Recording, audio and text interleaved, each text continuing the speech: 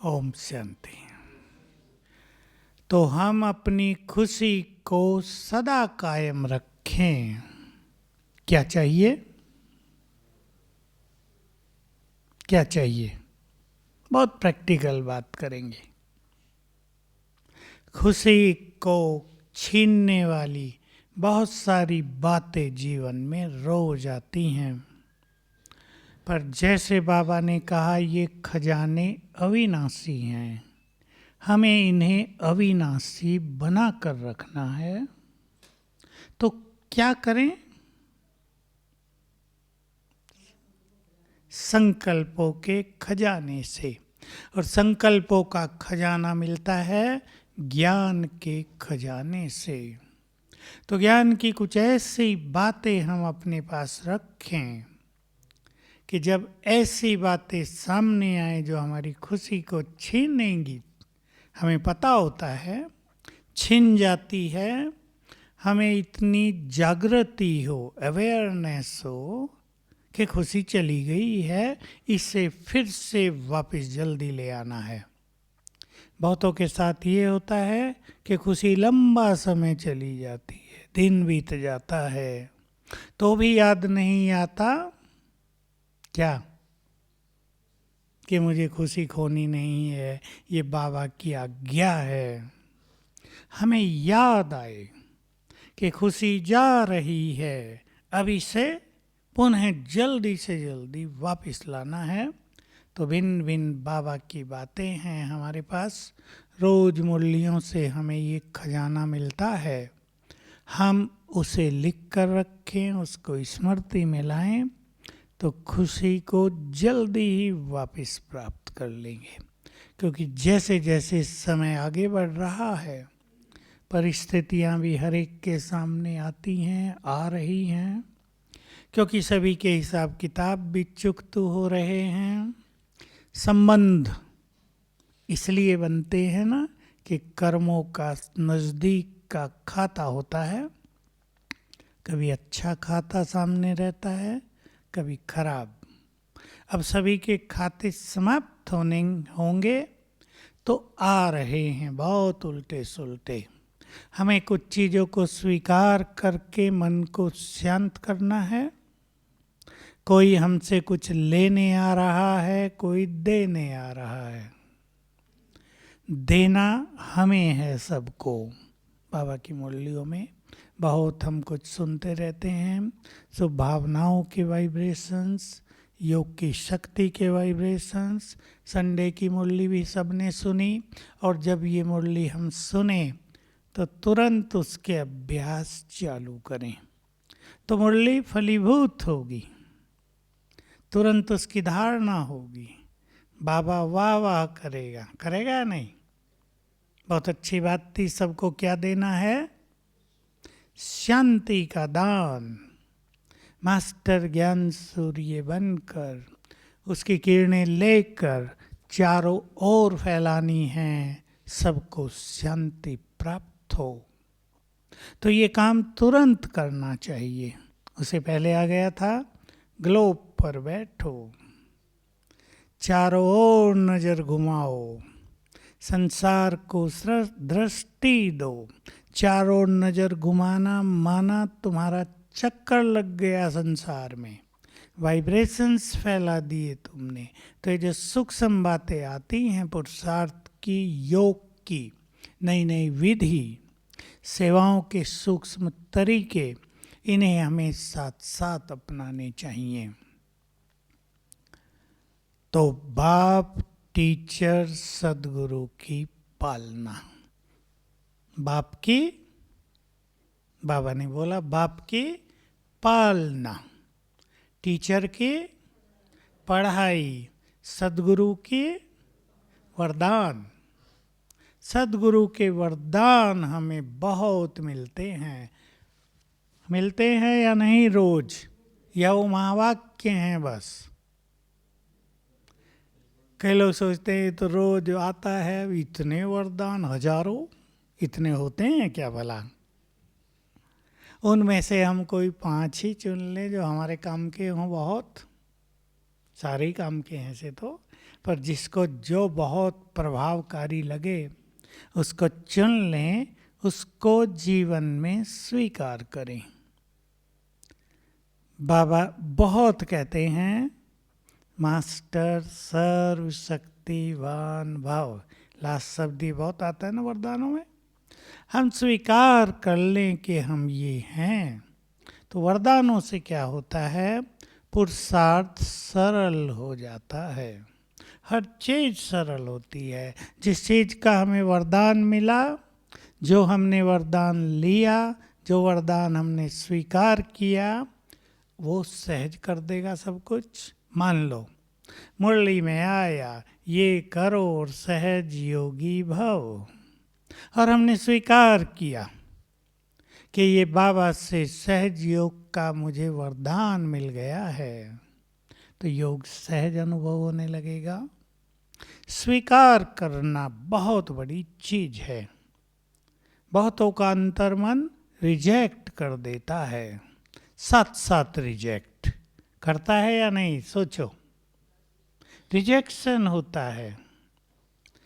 सहज योगी भव, बाबा ने कह दिया, हमारे अंदर से क्या तुरंत उठेगा, जो हमें पता नहीं चलेगा कहाँ योग सहज है।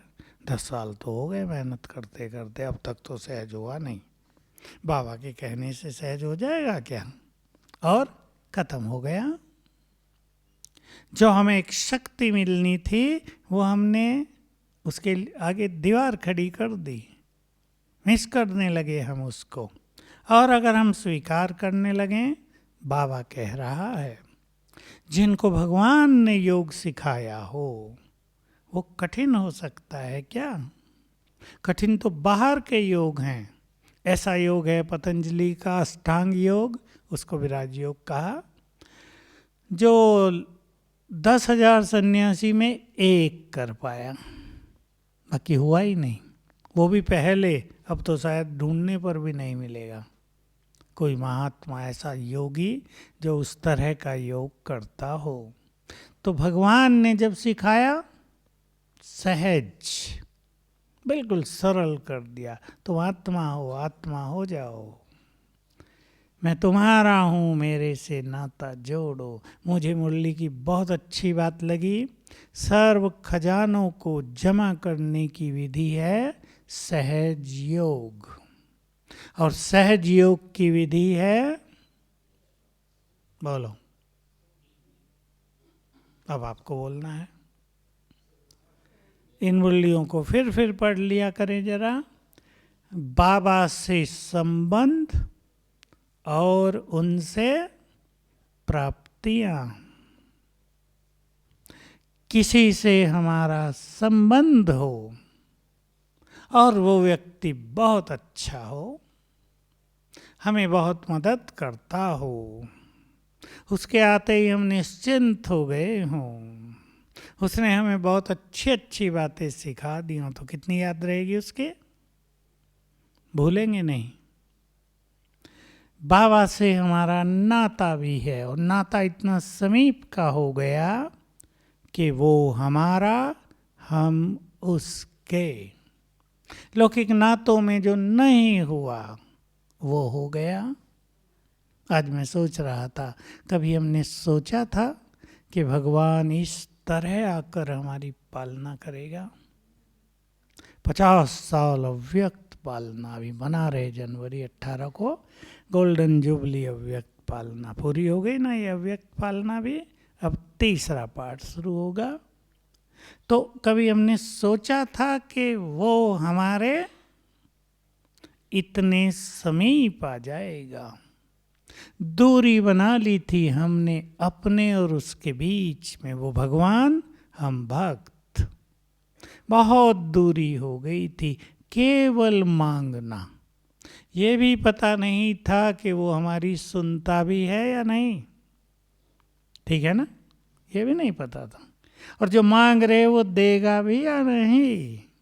और अब बाबा कहते अधिकार, याद भी करो बाप से, कुछ तुम्हें चाहिए भी वो मांगो भी तो अधिकार से, जैसे एक बच्चा अपने माँ बाप से मांगता है, वो भिखारी की तरह नहीं मांगता, अधिकारी बनकर मांगता है।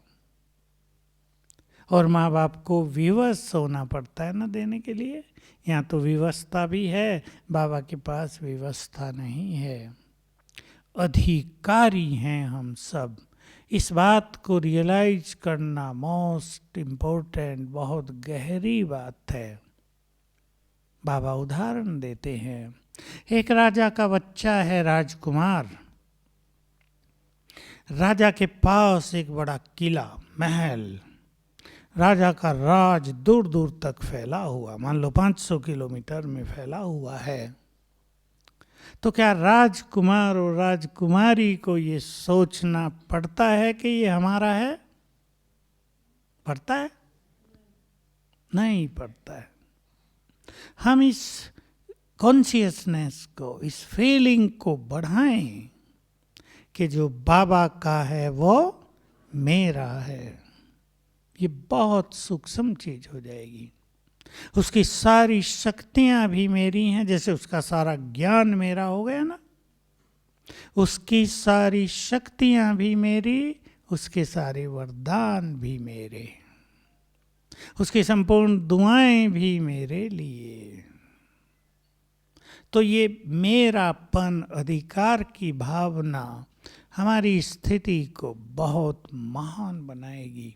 तो टीचर रूप में उसने हमें पढ़ाया और रोज उसकी पढ़ाई हमें मिलती है, और इस पढ़ाई के महत्व को हम सभी अनुभवों से जानते हैं। आनंद है या नहीं मैंने? लगता है कि पढ़ाकर भी बाबा पालना कर रहा है। वो माताएं अनुभवी हैं बच्चों की पालना की, स्थूल पालना, सूक्ष्म पालना। खिला पिला दिया, बहुत अच्छी पालना कर दी, बड़ा भी हो गया थोड़ा बच्चा। अब माताएं क्या चाहती हैं? बहुत अच्छा पढ़े। चाहते हैं या नहीं? माताएं बैठती है बच्चों के साथ, पढ़ाती है उन्हें। ये पालना है ना। और सदगुरु की पालना तो सबसे बड़ी, जिसने राह दिखा दी। कभी सोचा ही नहीं था कि गति सदगति द्वार पर आ जाएगी। कभी सोचा ही नहीं था कि भगवान जीवन नैया का खिवैया बनकर हमारे पास आएगा। हमें भविष्य की कोई चिंता ही नहीं होगी, क्योंकि जिनकी नाव स्वयं भगवान चला रहा हो वो कहाँ जाएगी। तो हमारी पालना हुई है। बाबा क्या चाहते हैं? अब अव्यक्त में बाबा कई बार कह चुके हैं, याद आ जाएगा आपको। जैसे मैंने तुम्हारी पालना की, अब वैसे ही पालना तुम दूसरों की करो। हमें इसके लिए अपने को तैयार करना है। सोचेंगे सभी, सब गहराई से सोचें। जैसे बाबा ने मेरी पालना की, अपने से बात करेंगे, मुझे संसार की ऐसे ही पालना करनी है। जैसे उसने मुझे प्यार दिया, मुझे भी सबको देना है। जैसे उसने मुझे आगे बढ़ाया, मुझे भी सबको बढ़ाना है। जैसे उसने मुझे वाइब्रेशंस दिए, मुझे भी सबको देना है। जैसे उसने मेरी गलतियों को माफ़ कर दिया, मुझे भी माफ़ कर देना है। कोई कोई माफ़ कर ही नहीं पाते, पकड़ के रखते हैं, तुमने ये किया, उसे तकलीफ होती रहती है। जैसे बाबा ने, देखो अब भी रोज पालना करता है ऊपर से। क्या करता है? सवेरे ही वाइब्रेशंस देता है हम सबको, दृष्टि देता है। ये बहुत सुंदर बात है बाबा की कि मैं हर बच्चे को रोज एक बार दृष्टि अवश्य देता हूँ। अब वो हमारे ऊपर है, हम इसको फील करें, दृष्टि का अनुभव करें। और बाबा ने इससे भी बड़ी बात कुछ महान आत्माओं के लिए कही है, अपने अमूल्य रत्नों को तो बाबा बीच बीच में कई बार देखता है, क्या कर रहे हैं, किस स्थिति में हैं। अगर हम ये याद करें, सवेरे याद कर लें जरा, जब योग करते हैं, अब बाबा देख रहा है क्या कर रहे हैं। नींद आ गई है बच्चे को, योग लगाते लगाते सो गए हैं, या मन इधर उधर चला गया है, खुशी के अनुभव में हैं, या बस सिंपली बैठे हैं। सवेरे बाबा देखता है, पढ़ाई के समय भी देखता है। मुझे याद रहती है एक बात, ओम शांति भवन में बाबा आए और बाबा ने कहा, सवेरे जब सभी बच्चे क्लास में भागे भागे आते हैं, बाबा ऊपर से देख के बहुत खुश होता है, डायरी पेन लिए अपने अपने कमरों से ओम शांति भवन में आ रहे हैं। वो उमंग, वो खुशी, बाबा की मुरली सुनेंगे तो खुशी होती है ना। भगवान को भी अपने बच्चों को योग्य देखकर, अलर्ट देखकर। 3 बिंदी लगाओ और खजाने बढ़ाओ। प्राप्तियों को भी याद कर लेना। जिसको प्रभु प्रेम में मग्न होना हो, वो बाबा से मुझे क्या क्या प्राप्त हुआ, 20-25 पॉइंट्स लिख लें। ये दिया तुमने मुझे, डायरेक्ट बात करें, तुमने मुझे ये दिया, तुमने मुझे ये दिया, मेरा जीवन ऐसा था, तुमने ऐसा बना दिया। हर एक के अलग अलग अनुभव हैं। किसी को पाप आत्मा से पुण्य आत्मा बना दिया, कोई विकारों की दलदल में बहुत फंसे हुए थे, पूरा निकाल दिया, पवित्र कर दिया। कोई बहुत दुखों में जीवन जी रहे थे, उनको सुखी कर दिया। सबके अलग अलग अनुभव। कोई संबंधों के कष्टों में जीवन जी रहे थे, उन्हें प्यार देकर, अपना संबंध जोड़कर मुक्त किया, नए अनुभव करा दिए। और ज्ञान देकर तो सबका भटकना बंद करा दिया। जो युवक हैं, छोटी आयु में आ गए, उन्हें तो भटकन का पता नहीं। विष्णु, तुम्हें तो नहीं पता, पर मंदिरों में, तीर्थों पर जाने में लोग क्या क्या करते हैं, कष्ट। मुझे बताया किसी ने, हमारे नॉर्थ की ईस्ट देवी है, सहारनपुर डिस्ट्रिक्ट में है, हिमालय की तलहटी में। हिमालय शुरू हो रहा है, हिमालय के अंदर थोड़ा सा जाके मंदिर है, बहुत पुराना, दुर्गा देवी का ही है, नाम अलग है। कहा कई भगत लेट कर जा रहे हैं वहाँ तक, शरीर छिल गया है, इधर भी लग गई है चोट, क्योंकि कंक्रीट होती है वहाँ, थोड़े छोटे छोटे पत्थर पड़े होते हैं, लेकिन जा रहे हैं वैसे ही। कोई लेट के फिर वहाँ निशान लगाएंगे, और आगे लेटेंगे, फिर और आगे, ऐसे जा रहे। साथ में छोटी गाड़ी चल रही उनके लिए, एक डॉक्टर भी चल रहा है। कष्ट, और इधर मौज से सो रहे हैं, आनंद मना रहे हैं। प्यार से बाबा को याद में भी प्यार बहुत है। ये सूखापन नहीं, ये कष्ट नहीं, आनंद पूर्वक। देखो अब तो कैसे सोफा सेट बनवा दिए बाबा ने, आनंद पूर्वक बैठ के, भले सो भी लो थोड़ा, फिर योग लगा लो। क्या आनंद दिया है बाबा ने। तो बच्चे बनाया ना, बाप बच्चों को कष्ट नहीं दे सकता। मुझे योग भी लगाओ, लेकिन कष्ट पूर्वक नहीं, आनंद पूर्वक, सब कुछ सुख लेते हुए योग भी लगाओ, सुख पूर्वक लगाओ, और अथाह सुख प्राप्त भी करो। तो बाबा ने भटकनों से बचा दिया। देखो अमरनाथ पे लोग जाते हैं, आतंकवादियों का डर भी रहता है, फिर भी जाते हैं। कभी कभी चट्टानें गिर जाती हैं, रास्ते रुक जाते हैं, 1000 लोग वहाँ फंस जाते हैं, फिर भी जाते हैं। तो उनका प्यार और हमारा प्यार तुलना कर लें जरा। जरा सर्दी पड़ रही हो, हम कहेंगे आज सवेरे नहीं उठेंगे, बहुत ठंड है आज तो। और अमरनाथ जाने वाले, ठंड हो या गर्मी हो, हमें तो जाना है। तो बाबा ने कितना मुक्त किया, हमें छुड़ाया, अपनापन दिया। तो प्राप्तियों की लिस्ट बनाएंगे तो उसके प्यार में मग्न होंगे, योग सहज हो जाएगा। योग में जो खींचातान है वो समाप्त हो जाएगी। बैठेंगे, योग लगेगा। 3 बिंदी लगाओ और खजाने बढ़ाओ। बहुत बार सुना है सभी ने। आत्मा बिंदी, कैसे इससे खजाने बढ़ेंगे?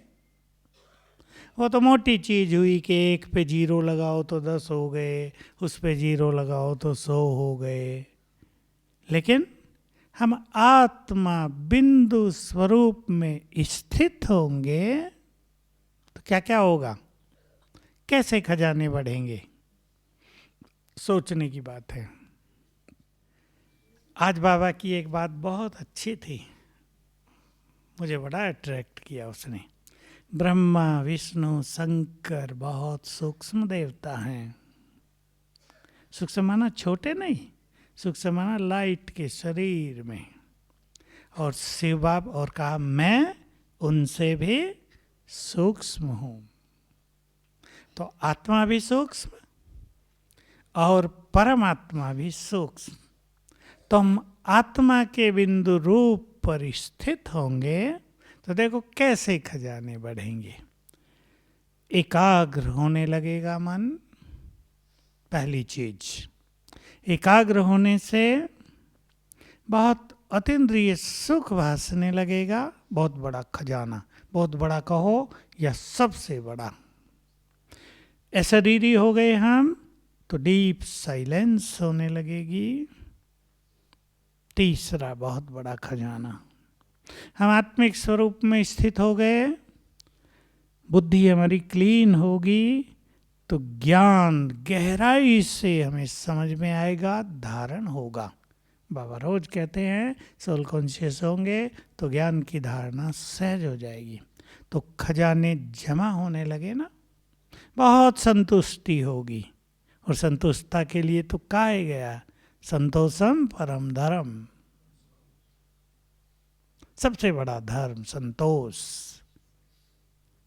कवि ने भी कहा है ना, जब आए संतोष धन सब धन धूरी समान, धूल समान हो जाते हैं। तो एक अशरीरी होने से, आत्मा बिंदी के स्वरूप में स्थिर होने से हमारे ये अलौकिक खजाने बढ़ने लगते हैं। ये खजाने हैं सचमुच। शांति खजाना है या नहीं? बताओ, गृहस्थ में रहने वाले प्रेम खजाना है या नहीं? आपके पास करोड़ों की संपत्ति हो और आपको एक ही बच्चा हो और वो भी लड़ाई करता हो, तो संपत्ति कैसी लगती है? बेकार होता है ना, सब बेकार लगता है। ये बहुतों की कहानियां हो रही हैं। धनवानों के बच्चे जल्दी बिगड़ रहे हैं और बिगड़कर माँ बाप की नींद समाप्त कर रहे हैं। माँ बाप सोचते हैं 2 ही तो बच्चे, ये भी बुरे संग में चले गए। आजकल माफिया ग्रुप्स जो हैं वो नशे के अपनी बिक्री करने के लिए स्कूल कॉलेजों के बाहर घूमते हैं चुपचाप। कौन साहूकार बच्चे हैं उनको पकड़ लेते हैं। एक बार आदत डाल दे फिर वो उसके बिना रह नहीं पाते। उनकी अफीम बिकती रहेगी, उनके नशे की ड्रग्स बिकती रहेंगी और इन बच्चों का जीवन नष्ट होता रहेगा। ये आजकल बहुत चल रहा है। इसलिए बाबा ने हम सभी को जो अलौकिक खजाने दिए हैं, यही सर्वश्रेष्ठ सच्चे खजाने हैं। प्यार बहुत बड़ा खजाना है, सबको अनुभव है। आजकल देखो कितनी शादियां फेल हो रही हैं प्यार के अभाव में, अभिमान की बढ़ोतरी के कारण। तो ये विकार जीवन के लिए विष समान बनते जा रहे हैं और ये सद्गुण जीवन के लिए सबसे बड़े खजाने हैं। बाबा बिंदी, अब ये लगाने से खजाने कैसे बढ़ेंगे? वही सब अनुभूतियां हमें होंगी जो कुछ बाबा में है वो हमारे पास आने लगेगा। बाबा के बिंदु स्वरूप पर अगर हम स्थिर होंगे तो उसकी सारी शक्तियाँ मिलेंगी, और जिनको यहाँ बहुत शक्तियाँ मिलेंगी उन्हें जन्म जन्म सत्ता मिलेगी। इसलिए बाबा ने कहा ये खजाने अविनाशी हैं। बहुत गहरी बात कही।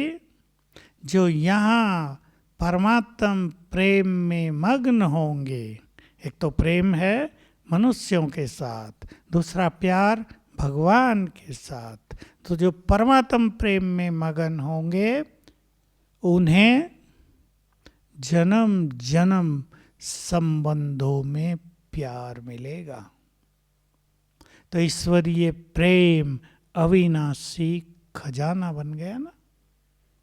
तो परमात्म प्रेम में मग्न होने की भी हमें बहुत अच्छी अनुभूतियाँ करनी चाहिए, और उसकी वही विधि जिसकी हमने चर्चा की, उससे मुझे क्या क्या मिला, ये यदि हम याद करेंगे। देखो, उसने हमें नया जीवन दिया, उसने हमें जीवन जीना सिखाया, उसने हमारे मार्ग के सब कांटे हटा दिए, एक सुगम पथ हमारे लिए तैयार कर लिया, खुद तैयार कर दिया। जैसे माँ अपने बच्चों के बिस्तर भी तैयार कर देती है ना, बाबा ने भी हमारे लिए सब कुछ तैयार कर दिया। तो बहुत प्यार पैदा हो जाएगा बाबा के लिए। एक उसे याद करने से सुख मिलेगा, शांति, शक्तियाँ, उसका प्रेम। लेकिन बाबा मेरा है और बाबा मेरे साथ है, ये स्मृतियाँ भी हमारे खजानों में वृद्धि करेंगी। कैसे? बोलो विजय, तुम बताएंगे। बाबा मेरे साथ है तो क्या रहेगा हमें? बहुत हिम्मत, बहुत बड़ा सपोर्ट और निश्चिंतता, सरलता। जो बोझ आ जाते हैं, जो टेंशन हो जाती है, वो हल्की पड़ जाएगी ना, भगवान साथ दे रहा है। तो इससे जो खजाने हम जमा करना चाहते हैं वो सहज जमा हो जाएंगे। इसलिए बाबा की मुरलियों में आता है, सर्व खजानों की चाबी है मेरा बाबा। ये नाता जोड़ लिया ना, मेरा है वो, तो उसके सारे खजाने मेरे हो गए, ये चाबी हो गई। लेकिन ये बात केवल कहने तक न रह जाए, मेरा बाबा। क्या आगे हो इसमें? मेरा बाबा है तो बोलो, हमें कुछ कर्तव्य भी तो करने हैं मेरे के लिए। ये ऐसे ही मेरा हो जाएगा? आप किसी को कहो तुम तो मेरे हो, लेकिन पानी भी न पिलाओ, कैसे मेरे? स्वार्थी हैं बहुत।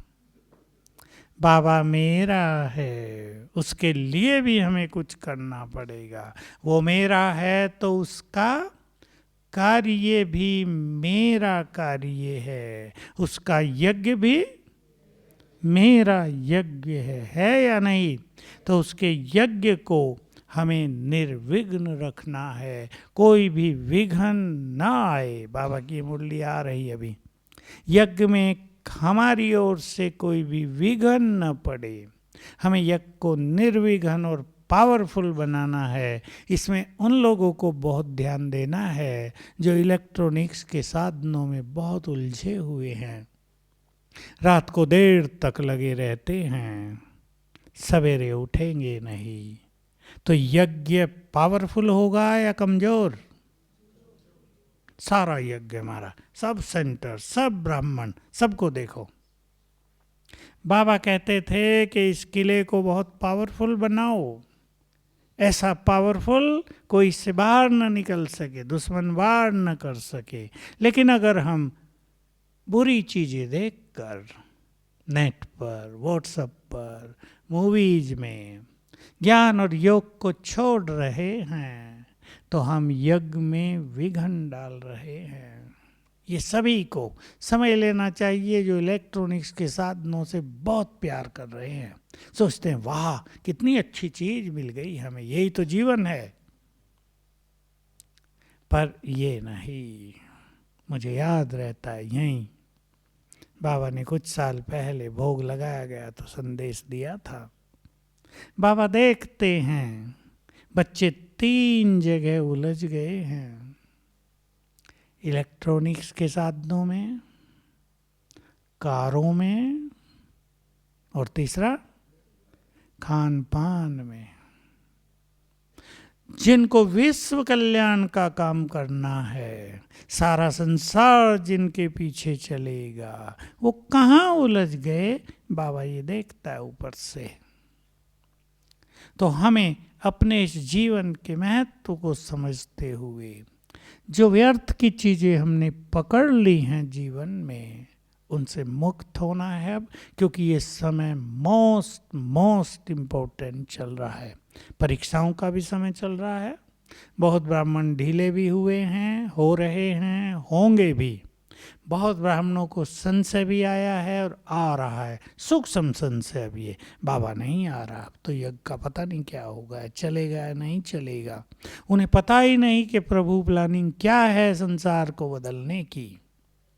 सूक्ष्म बात मैंने आपके सामने रखी, अपने योग अभ्यास के द्वारा, अपने रिफाइन बुद्धि के द्वारा सभी जानने की कोशिश करेंगे। इस युग को बदलने की परमात्मा प्लानिंग क्या है, क्या हम उसे जानते हैं? जैसे जैसे हम उसे जानेंगे संशय खत्म होंगे। वो संपूर्ण सत्य है तो उसकी प्लानिंग भी संपूर्ण सत्य, एक्यूरेट एंड परफेक्ट। हम उसकी प्लानिंग को समझें, हम केवल अपनी सोच में रह जाते हैं, ये नहीं हो रहा तो क्या होगा, ये नहीं हो रहा तो क्या होगा। ये भूल जाते हैं कि जिसका ये काम है, जिसने ये महान यज्ञ रचा है, जो इस संसार को स्वर्ग बनाने आया है, उसके पास सुंदर प्लानिंग होगी ना, होगी या नहीं है? उसी के तहत चल रहा है सब काम। अब गंदगी की सफाई भी होगी संपूर्ण यज्ञ से, इसलिए जो छोड़ कर जा रहे हैं वो कल्याणकारी है। हमें ये सोचने की जरूरत नहीं है क्यों जा रहे हैं, वो सफाई अभियान चल रहा है प्रभु जी का, मोदी जी का तो चल ही रहा है, पर इधर प्रभु जी का भी सफाई अभियान चल रहा है और थोड़ा दिन अच्छी तरह से चलेगा, और चलना ही चाहिए। गंदगी अच्छी नहीं होती, करोड़ों लोग हों और सारे गंदे हों, और केवल 100 लोग हों मोस्ट पावरफुल, बहुत पवित्र पुण्य आत्माएं, तो 100 भारी पड़ेंगे करोड़ों पर। इसलिए बाबा अपनी शक्ति सेना को, अपने इस यज्ञ के किले को बहुत मजबूत बनाता है, और इसी तरह हम ड्रामा को यूज करेंगे। ड्रामा बिंदी माना ड्रामा के ज्ञान को यूज करके सभी संकल्पों को फुल स्टॉप लगाएंगे। जो व्यर्थ चलता है उसको समाप्त करेंगे ड्रामा के ज्ञान को यूज करके। और इसमें भी परचिंतन से हमें बहुत बचना है। बहन आई कल मेरे पास, कहा सब कुछ अच्छा लगता है, पर मुझे कुछ लोगों को देखकर बहुत संकल्प चलते हैं। मैंने कहा क्यों? अब दुनिया तो कलयुग की नहीं, कलयुग वालों को नहीं, यहाँ वालों को। मैंने कहा क्यों? यहाँ माना यंस रोड नहीं, अपने सेंटर की बात कर रही थी। मैंने कहा क्यों?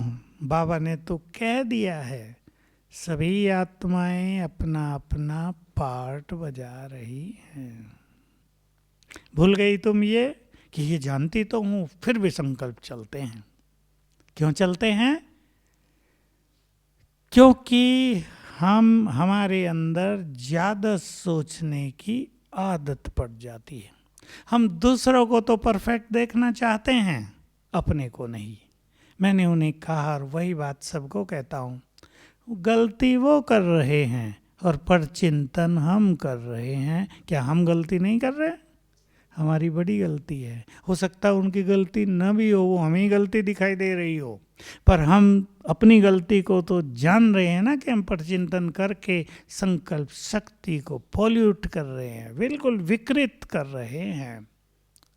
तो हमें अब मोस्ट सेंसिबल बनना है और ड्रामा के ज्ञान को यूज करके अपनी मन की खुशी को, अपने निश्चिंत अवस्था को, संकल्पों के खजाने को बचाते चलना है, बढ़ाते चलना है, क्योंकि समय आ रहा है देने का। देना होगा। माताएं सोचे हमें तो लेना ही लेना है, लेना नहीं। आपके द्वार पर लोग आएंगे, शांति दो, नहीं तो जाएंगे नहीं तुम्हारे घर से। अब उनके सोने का भी इंतजाम करना पड़ेगा। फिर वो कहेंगे हमारे दुख हरो, तुम ही हर सकते हो, तुमने भगवान की पालना ली है। भले अब गाली देते हो पर समझते तो हैं कि महान तो यही हैं। तो ये सेवाएं अब तेजी से हमारे पास आ रही हैं। पहली जो घटनाएं और दुर्घटनाएं और जो एक क्या कहें इसको ट्रेजेडी संसार में बढ़ेगी, वो होगी मानसिक रोगों की। और फिर शुरू होंगे प्राकृतिक प्रकोप, और फिर शुरू होंगे ग्रह युद्ध। सब कुछ नष्ट कर देंगे। मनुष्य सुख शांति के लिए तरसने लगेगा, कोई उसे अपना नजर नहीं आएगा, इनसिक्योर फीलिंग हो जाएगी। जिसके लिए लोग पैसा इकट्ठा करते हैं ना, हमारा भविष्य सिक्योर रहे, सिक्योर माना सुरक्षित, उन्हें लगेगा कि पैसा तो सबसे खतरनाक हो गया। लोग आए, मारपीट भी कर गए और पैसा भी ले गए, तुम्हारा जीवन भी खराब हो गया। इसलिए ये अलौकिक खजाने बाबा हमें देते हैं, जिसको चोर नहीं लूट सकते, जो नष्ट नहीं किए जा सकते। यही हमारी असली संपत्ति है। इसी से 84 जन्म हम सुखी रहेंगे, संपदा हमारे पास रहेगी, शक्तियाँ रहेंगी। इस पर सभी बहुत ध्यान देंगे। ओम शांति।